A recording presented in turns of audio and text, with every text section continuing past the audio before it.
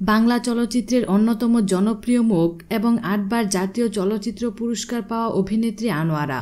চলচ্চিত্রে ইদানিং তাকে কম দেখা গেলেও বাংলা চলচ্চিত্রে তার অবদান অসামান্য। আর এই অভিনেত্রী এখন আছেন মহা বিপদে। আর বিপদের সময় হাত বাড়ালেন তার প্রযোজকদের কাছে। না, সাহায্যের জন্য নয়, বরং প্রযোজকদের কাছে নিজের পাওনা টাকার দাবি করলেন চলচ্চিত্রের অন্যতম জনপ্রিয় অভিনেত্রী আনোয়ারা।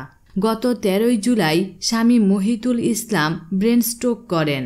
এরপরই তাকে রাজধানীর আগারগাঁওয়ের একটি হাসপাতালে নিয়ে যাওয়া হয়।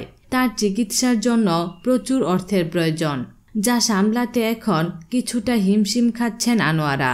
আর এমন বিপদের সময় তারই প্রযোজকদের কাছে পাওনা টাকা চাইলেন তিনি।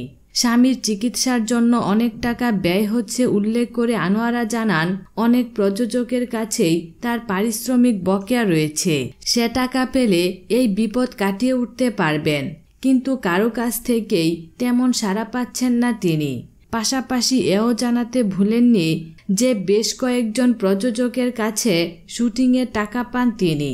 কারো কাছে সাহায্য নয়, বরং পাওনা টাকাগুলোই এই বিপদের সময় তিনি চাইছেন।